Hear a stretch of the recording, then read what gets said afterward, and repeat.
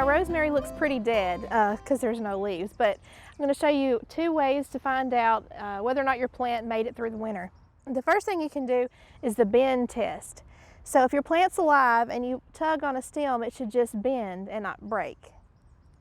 Oh, crispy snap, not a good sign.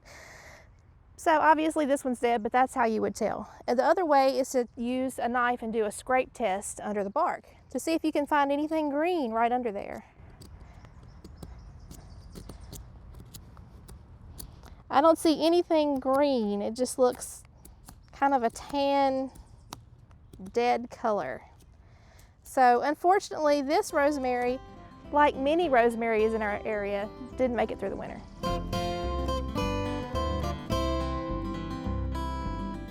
Thanks for watching. We have other quick tips. Just subscribe below.